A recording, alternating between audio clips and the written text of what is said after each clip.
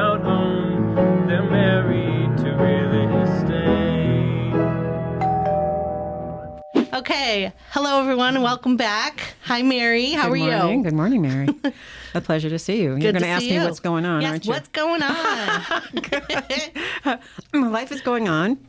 I'm getting a bunch of requests by realtors to ask me to teach them about how to build a business by I can't referral. wait for your class. I just got an invite for that. Oh, great. Very, very good. So I'm going to do it at Keller Williams, and then I'm going to invite some other realtors to come in. And so while I am a real estate professional, I am not a realtor. So I can refer people to business, but I teach people how to build their business based on referrals, whether it's real estate or not. How do you build your business based on referrals? Well, and just coming back, I didn't go, but we just had our family reunion, which is one of our top.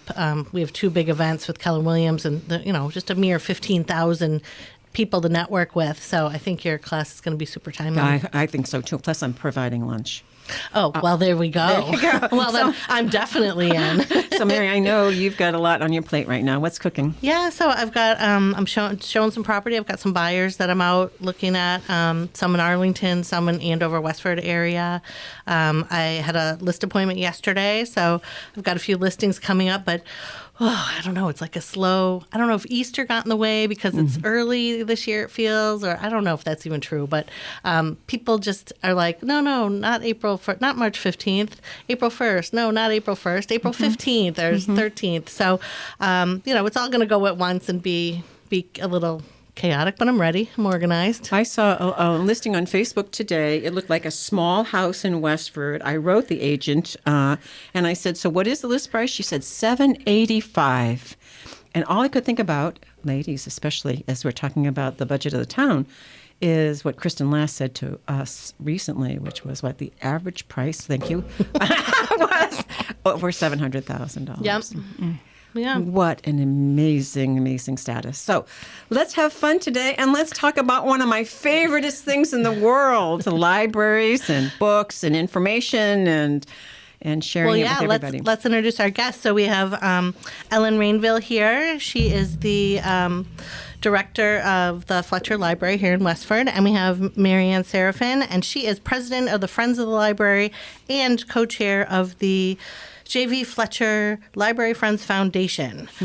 So, Marianne, let's start with you. Let's start with what is that? What is the foundation? Well, the foundation is a subset of the Friends. The Friends was established more than 50 years ago as a fundraising arm of the library. The foundation was formed, I believe, in 2017, and it's actually the correct title is the Foundation and Major Gifts Committee. And again, it's a subset of the Friends. It's a nonprofit organization. Our job right now is to raise $1.5 million for as part of the overall cost of the library.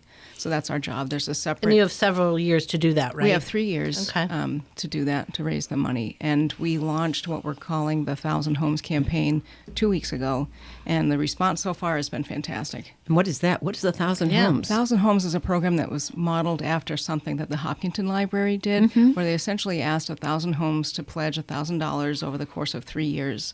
And if we get 100% participation, that's $1 million. So that's Wonderful. 2/3 of our goal. I believe Hopkinton was able to raise more than $750,000 with their campaign, but we have more households. So if 1 out of every 9 or 10 households here in town pledge that $1,000, we'll reach our goal. Wonderful. That is wonderful. Wonderful. Yeah. Oh, Yeah. I can't wait. Yeah. Yeah. So as a librarian, as a former librarian, the first time I walked into the Fletcher Library, I was confused. I was really confused. So, Ellen, I hate to say that, but I was looking in stacks and I was lost among all the rooms. So I so appreciate your need. I really, really do. Tell us more. So one of the exciting things about the new design, which will receive $8.6 million in grant funding from the Board of Library Commissioners. Voters approved it at a special town meeting in fall of 22, and at the ballot they approved a debt exclusion vote in fall of 22, and the town entered a contract with the Board of Library Commissioners in 2023. So we have until 2027 to finish this project. It will will bring the library in at over 35,000 square feet, and the stacks will make more sense, Mary. We will have a children's room that's 3 times larger. We'll have a young adult area. The wings that currently are long and narrow will be perfect for running stacks that are in order and make wonderful sense. We'll have more meeting rooms, many more study rooms, and spaces for students, tutors, researchers, groups that want to meet together, study together, or work separately. So we're very excited about that. The town share of the project will cost $23.5 million. That's after we expend the grant funds that we're receiving and after the $1.5 million that Mary Ann and the foundation are working to fundraise. The Friends Foundation group started years ago holding memorial gifts, saving money, investing funds. So they have a wonderful baseline to start from. They have naming opportunities of almost $700,000 in the building, and I think about 20% of those are already spoken for. Some town voters who, have not been permanently glued to town politics for many, many years may not realize that this project was forecast as early as 2003 in our capital budget. And from 2007, when Westford was again eligible for grant funds, on the elected Board of Library Trustees and the library director, put that we would be going for a project in the annual town reports. So this is many years in the making. The town has voted on the project 7 times. And some voters may be confused. They may think that they're borrowing $32.5 million. That's not really what was approved. The capacity to borrow that was approved. The town actually won't be borrowing that much money. And the cost of that borrowing won't hit tax bills until FY27. We're currently in FY24. So this is a project long time in the planning, long time in the execution. We will be done by 2027, and only then will people start to see that impact on their tax bill.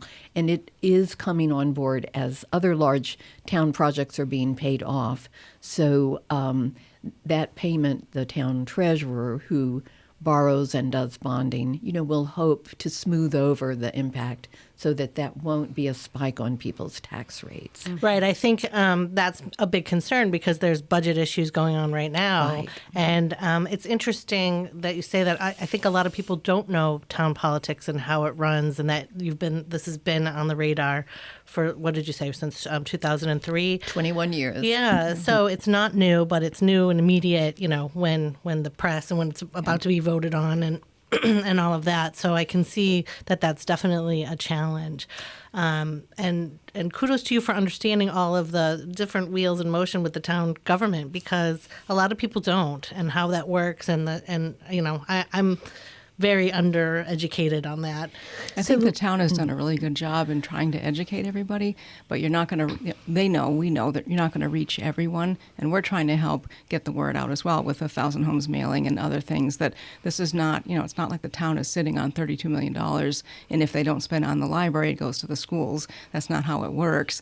But this has been a long time coming, and I only came on the scene, 5 or 6 years ago. I remember sitting in on a focus group. What should the new library be able to do? What should it, and there's nobody in town who knows this building better than Ellen and knows what this library needs to be for people. And yes, we see a lot of, I spend too much time on social media and read the comments that I shouldn't be reading. Right, exactly. 2 in the morning. Don't worry, we've all been there. Answers. Don't read the answers. 2 in the morning, but take a break. What I would want to stress is that, libraries today are being asked to do so much more than they used to. It's not a matter of just borrowing books. It's I always say the library saved my life when COVID hit, because I thought, what am I going to do? I prefer, physical books, and I won't be able to go into the library. Well, they had curbside pickup. I even bought myself a Kindle, even though I spend too much time on screens, but I've never used it. It still sits in its box because the library, the angels at the library delivered books, at the back of the building. But the library, any given day you go in there and there's so many people there just hanging out, just wanting to be together. That last storm that we had when people lost power in town, the library was packed with people warming up, charging their devices. Right. But, honestly, the mood in the building was positively festive. People were just happy to be together. They were warmed up. They could use their phones and computers. And there was a woman next to me conducting a webinar on her laptop, not bothering anybody. Yeah. She was just kind of doing her thing. And and people say, oh, well, these young kids, they don't read books, they don't take out books. And those are the people, the so-called digital natives who grew up with computers. They're the ones who are using the library the most. I know we like to talk about, the Friends, we fund a lot of programming, a lot of, museum passes and things and books and what have you. But one of the favorite things is, pizza and snacks on exam week, when kids can come and hang out and stay late just for them. They get to stay late. I didn't even know about that. I'm going to come down. Yeah, I know. That's I like late night pizza and snacks. Well, it's interesting that, as you were talking, Sally, about what this new facility was looking like, I was thinking, there's no way that this stuff goes on. That it is just such a small kind of chopped up space. Like the potential is unbelievable, really, as I compare it. Like I live in Chelmsford. I use the Chelmsford Library. So, there are a bunch of rooms. You briefly lived in Westford, though. I did. I started here. But the potential for the community that you're talking about, Marianne, the potential is unbelievable for such an educated community. Yes. And, Westford has a long library tradition. After Westford men who fought in the Revolution created Westford Academy in 1792, and I salute them because one of the fathers insisted that his daughter, Sally Carver, be educated, and Westford Academy was co-ed from the get-go. Oh, wow. And by 1797, they banded together again and they started the subscription library. So Westford has had a library tradition back to 1797. We still have some of those original books in our Mary Atwood Hall. But so much has changed. That collection was ultimately given to the town in 1859. And then J.V. Fletcher gave the bulk of the funding to create the current library building on the Common in 1895. So this is yet another change to the library. His great-granddaughter created a basement children's room in 1963. We had federal grant funding for an addition in 69. We had state funding for a bookmobile. We got funding for our 88 edition from the Mass Public Library construction grants, and this is the next time we're going to get that funding. So, yes, young adult reading of physical books has gone up 20%. We had 158 for the 2 nights of school exam week. We can have as many as 189 at Mother Goose time. Wow. That's not how many little kids and infants and toddlers that you want to have crawling around the meeting room together. So we are jam-packed. We are open about 300 days a year, and we circulate 1,400 items a day.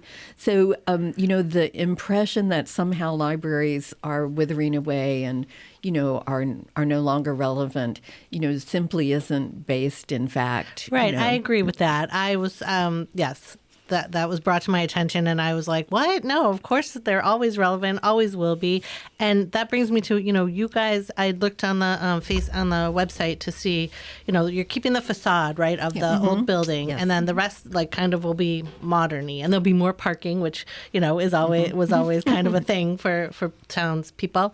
But what new things, which, you had them listed, but what are you guys most jazzed about that you're bringing to the library that you couldn't do before? Could I say I'm excited to have a bathroom on every floor? Oh, there we go. Okay, I love that. I'm sorry. Oh, my goodness. Oh, those stairs as you come in. Oh, my gosh. Yeah.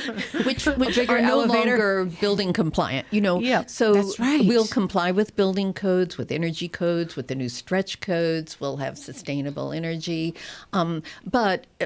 But many people would be jazzed by a family restroom where you, a toddler, A changing an infant table, and a stroller big enough could to all fit get in everything. together. Right. We will have restrooms on every floor. I think the size of the children's Westford has a very young community. 1/3 of the town is under age 19 and will be for quite a while. One of the reasons we have high circulation is because we have so many children in town. And of course, the education system, the library, these are things that attract people to Westford. I don't have to tell realtors that. And, being able to serve the children and the young adults of Westford better is one of our biggest, biggest desires. And we'll be able to finally have space for a library of things, and we'll have a much more flexible library, with more open space and more unimpeded flexibility in terms of furnishings and technology and what we can do. It will really allow us to keep moving in the future and being responsive to whatever the newest trend is in library work. So, yeah, people shouldn't forget that there's years of planning that goes into this, and that you try to think of everything and also predict growth, right, in the future. Right. When you Not think an easy about task. When you think about the last time, we're almost 40 years out from the last expansion to the library. Oh, and, okay. and we've added more than 10,000 residents in that time. So, yes, we are literally bursting at the seams. And I think that one of the stats that we use is of the just under 25,000 residents that we have, more than 19,000 have current library cards. And somebody online said, well, that's not a very good stat because I have a library card and I don't use it. And I felt like saying, well, I'm sorry for you because you don't use it. You're missing out. You're missing out. And Ellen mentions the Library of Things. And I don't know if you know what that is. Chelmsford may have one of those. I don't know what that is. Well, a lot of libraries, if they have the space, will allow patrons to borrow larger things that, say, for example, you wanted specialized cookware or power tools or Right, a a musical power tool, or a right. musical instrument Yes. that you want to borrow. Oh, wow. And one of the things that we're looking at, because we're excited for it, is I was at the Millis Library and they had somebody actually make them a cabinet. It was glass-fronted, lockable doors on the cabinet, and they had the items there, almost like, and you could look Display what I could, case. yeah, display case of the things that you could borrow. I love it. So, yeah. Well, books are as expensive as some of those items as well. Yes. Right now, they have Sometimes- become so sometimes, expensive. Yes, but they're priceless. Books are But they're priceless. True. Oh, that's right. So much fun. The elevator. All I can think about is your elevator. Oh, yeah. Well, having to direct people, if we're in the sorting, if the friends are in the friends sorting room with, books coming in, someone comes in the back door and said, can you tell me how to get to fine arts or can I, get to the, you go through here past the bathrooms and you go through the elevator and, Through the elevator. and it's just easier for us to stop and walk them over there. And Right. I'm excited to not have to do, not that we don't mind, but I'm excited for No. people to just come in. Well, just to make it easier for the people using the Sure. library. Sure. Yep. And it's intimidating when you're like, I don't know, to some, where am I supposed to go? Yep. There really aren't any community centers. I know Rodenbush is rec, but there's no really go-to place in Westford other than the library where it's open to the public, all generations. And you're not expected to spend any money. It's the only place. You no don't money. have to spend Exactly. any money. All ages, all abilities. I think, that's one of the most important features of a library, for a very young preschooler. Children can come in and they can browse, they can make a selection, and because it's not a commercial transaction, they can choose it and they can take that book home. And it's a really important moment when they have the prerogative of an adult, and they have that because there's no monetary amount involved. So they can take that favorite book home, and the parent can read it to them night after night after night. Right. So they I bring it remember back the a month word later. for word. Or it's lost under their bed and you get a notice. Yeah. You might have a book out. It's overdue, Mom. That's one of the classic places we suggest people look, and in the car, under the seats, Yep. and in the locker and the backpack. Yep. I would so like true. to pin down one thing. Okay. I'd like to pin down, if you were to say the one statement to the people of Westford about what this budget impact is versus what's going on, they're going to be voting on an override. What would your message be to them? So we realize we're fundraising, in the headwind of an override. The override is notable because when you vote in an override, and I believe in 25 years, Westford has had 5 overrides come before the public. An override is a permanent increase in your state taxes, in your town taxes. It allows you to raise more than the 2.5 that's allowable by law. The debt exclusion, which will cost the average household $160 starting in FY27, is like a mortgage. Once that is paid off, it disappears. So the debt exclusion that will pay for the library will disappear in 15 to 20 years. It depends on the borrowing rate and how people, how the treasurer borrows. It's important that the town continue to have infrastructure funded by debt exclusions because our very favorable bond rating with Standard & Poor's, our AAA credit rating, is in part based on that. Mm-hmm. So, there would have been some project online. If not the library, it would have been something else. The good thing about the debt exclusion is it will disappear off the taxes. Of course, the town did not understand that certain contracts, the cost of electricity and utilities, would be going up so much at the time the library project came before voters. It was the spring of 2023 when it became apparent that there were going to be real budget challenges. And I really have to salute, town officials got together and started the budget task force. It met for months. I can say as a town department head, they requested so much data from us, so many spreadsheets, so much financial justification and clarification. And they came out, with a 101-page incredible report with a lot of unanimity, a lot of real understanding and direction about what they would have to ask the town to do. And they've struggled to come up with a number that they think is fair to the kind of services that Westford residents want and have come to expect, but is also fair to the taxpayer. So the library project is funded differently. It will expire over time. The Proposition 2.5 request, will increase your tax load going into the future. And people will have, their choice. They will be voting on that at the March 23rd, 9 a.m. annual town meeting at Westford Academy. They will also have the chance to vote on that at the May 7th election ballot. Both votes are necessary to either have it pass favorably or be declined by the voting public. So it's a 2-step process. And, I think every voter, has to analyze, their situation and what they want from the town. I have to say, as someone who's worked for the town for 52 years, Westford has always been incredibly conscientious about its finances and its fiscal responsibility. I can say this as someone who calculates the leave assessment for our staff out to the 1/10,000th. I'm not making that up. That's how many decimal Serious points. number cruncher here. Yeah. So, I can say that, very neutrally as both a town taxpayer, who's lived in town for decades and who has worked for the town. I understand, this is a critical time, and I'm hopeful because I think Westford has always been, we've really had the aspiration in Westford to deliver more services than our resources, have allowed. We have incredible volunteers in Westford that help make that possible. Marianne is a great example of that. Our 50-year-old plus Friends group is a great example of that.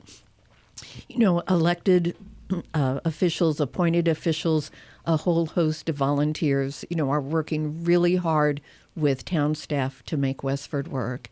And I hope people appreciate that because, there really is a great deal of commitment and conscientious effort to make Westford the best possible place to live. So did you find that was the biggest obstacle or one of the bigger obstacles was the vote with the town, and the increase. We were so pleased that the town, voted and approved the library project at the ballot by over 2,000 votes. So we definitely had more than a majority, and we had to have 2/3 at the special town meeting. And those ratios will be the same for the override. At annual town meeting, the override budget will need to be approved by a 2/3 vote, and at the ballot, it has to be approved by a majority vote.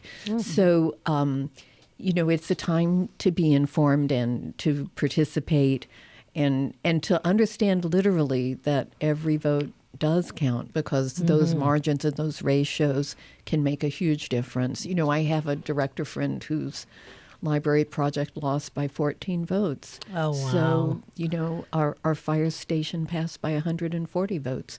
So the numbers, it's Numbers a matter. time, Right. and we should remind people that, the Access to Town Meeting group was listened to so closely. There is a child care room. There's a place to be masked. WestfordCAT got all new equipment because at the Satellite, they'll do a satellite. It's gonna and it'll be streamed and they'll cover it, and so you can Yeah. Wanted to put a plug in too for I serve on the steering committee for the Westford League of Women Voters, and we have a special town meeting preview. Not special town meeting preview next Thursday evening, which WestfordCAT always helps us with, and that's a great opportunity for people to chime in and just get educated, because that's one of the things. If you've never been to town meeting before, you can get overwhelmed quickly. It's a lot, and if you don't understand the processes, it gets very it's a little nerve-wracking. A little hot, So yeah. I recommend people go to the town meeting preview. It's online, and you'll hear about all of the articles on the warrant, and you'll hear from all the relevant town officials who about those articles. And that helps you. And then I encourage people to go to the League's website, too, because there are a lot of videos on there. There's some documents that we've written that just explain the process so that you won't be so overwhelmed when you get there. And Yeah. you'll know how to vote and how to get up and ask a question if you want to, that kind of thing. So if the override fails, does that impact the library project? It doesn't impact the project. It does impact the level of services that we're able to provide. So we would be cutting back library hours and library materials budget just to the point where we retain certification with the State Board of Library Commissioners, and that would be year one. The scenario worsens as you look out at year 2 and year 3. So I do think it's important. Your question is so critical, because people should understand that year 1 won't be the worst year if the override doesn't pass. it'll be the best. It will be the best of the following years. Yes. And Marianne is so right. It's going to be a challenging year even for veteran town meeting goers, because we're going to be voting in 2 budgets, the override budget and, as a backup plan, the non-override budget. So it's going to be a be a little busy, confusing, full yeah. Yep. annual town meeting. Okay. Well, you've presented, just really the importance of the library in the community, and what the options are around its value, in terms of cost, in terms of taxes. But I'd like to talk to you about something intangible. Okay. And that's you people. You who I know are very, very special people, not because I know you well, but because I know what you do. And as a young girl, I came from a very traumatic background in Watertown, and I was saved by the young adult librarian. She took me under her wing. She wasn't a warm and friendly person. As a matter of fact, she was a bit of a grouch, but she sought me out. She got me a job as a page. I actually got money. And she was a League of Women Voter person. I had never heard of that. I came from a very immigrant family who had very limited ideas about people and history and relationships. And Stella Frimmel opened my eyes.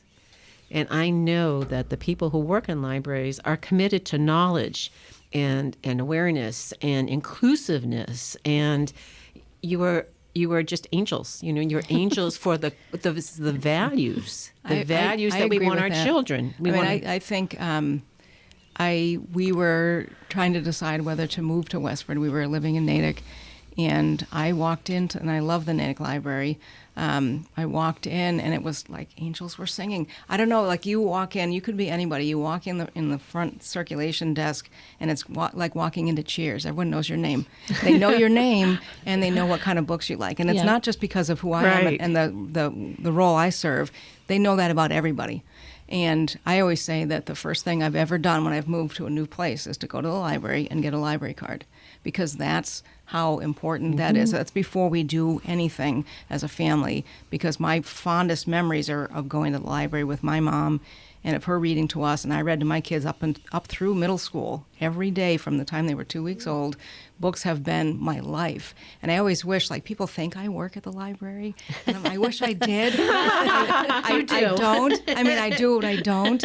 And I always think, like, maybe I should go back to school and get another master's and get it in library science, which would be fabulous. But it's just that environment, because to your point, yes, there's that feeling of inclusion. You can be anybody doing anything, looking for whatever information you're looking for. Right. People can say that, well, so many things are online now, and you can just look it up, and you can, you can find information, but the value comes from people like Ellen and her staff to make sense of that information, because you will be bombarded.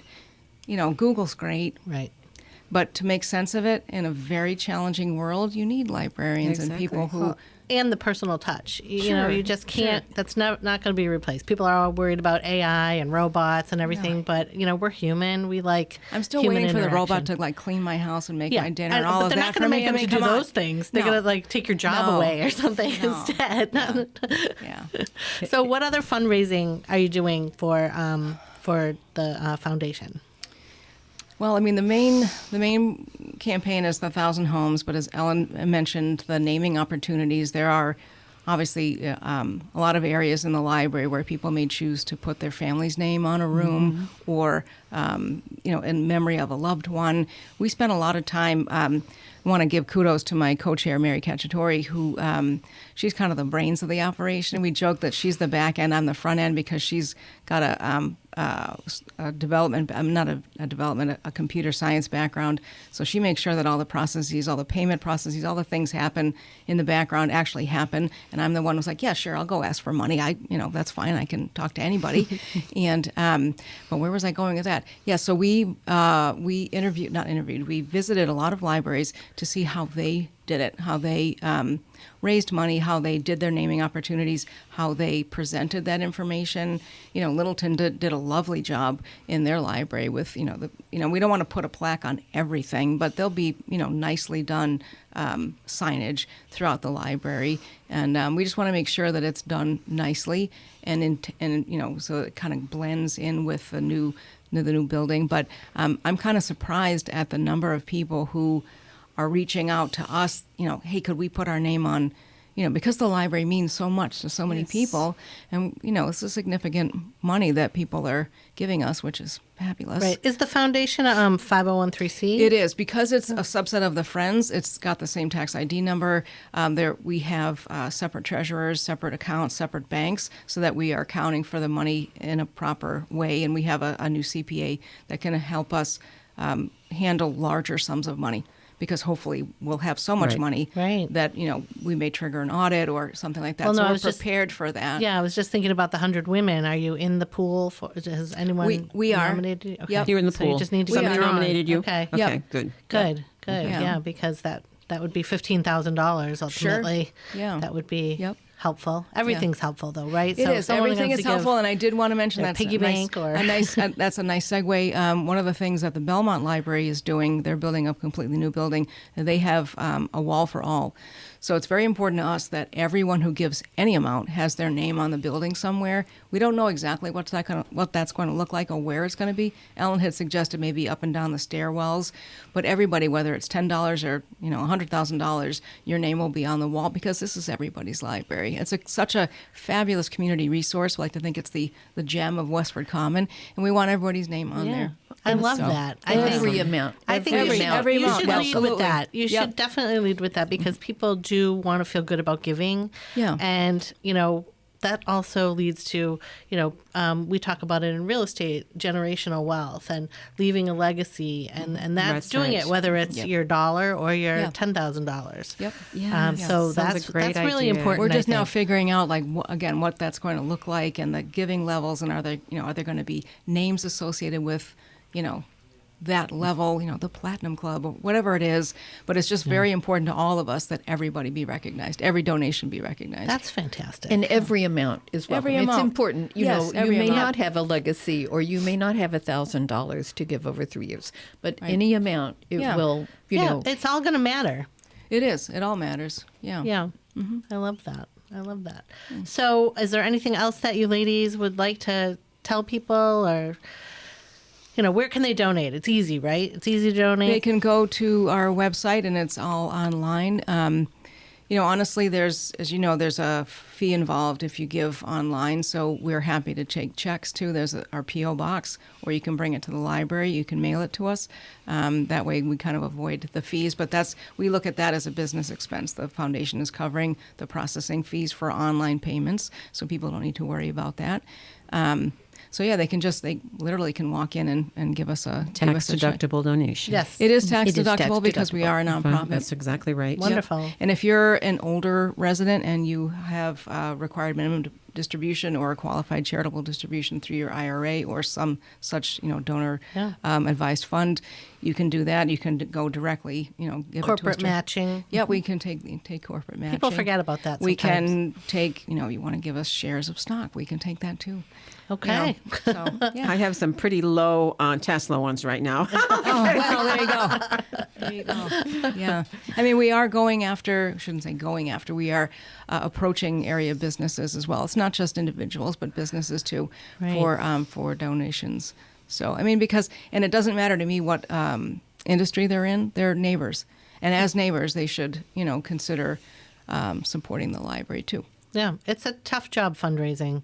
It it's is and rewarding. It is, and I want to say that none of us have a development background. We're doing this really, like, I want to say out of the goodness of our hearts, but because we believe so strongly in the library, and we thought about should we get outside help because we don't have that experience, and we thought no, we couldn't justify spending 10% of our overall goal on getting. Yes, if this were a campaign, like I have friends working at the Lowell Boys and Girls Club, and that's $19 million. If it were something of that size, absolutely, we would have sought outside help. But because it's 1.5, and I truly believe that there are enough people here in town who have the resources, but have the history of giving. There are a lot of very generous people here in Yes, town. I agree. Who are well educated and have the resource and want to help. And don't forget, I've said all along that I think we can raise more than 1.5. That will then take a little bit of the burden off the overall cost of the project. So that would help, help residents. Every dollar we raise helps the taxpayer by lowering what they'll be paying. Yeah. And these gifts are going to make an impact for 30 to 40 years. Oh, absolutely. This building will last for 40 years and perhaps longer. This may be the final edition. It will be a versatile enough building and a flexible enough building that, these gifts are going to have a huge return, on that investment. Just like, the library is 1.4% of the tax rate, and you get a $13.50 return on every dollar spent on the library. This is going to have a huge return on an investment for multiple decades to come. We're right. so happy for you and really and want you to be successful. Yep, we're rooting for you. We're rooting and we'll for do you, what and we if we can help, on let our us end, know. right? Thank you. Okay. Well, thank you, ladies, for Thank joining you. us. Thank you having so us. much for having us. Great. Mary, Mary, and Mary, so extraordinary. Well, now they're talking about houses, they're talking about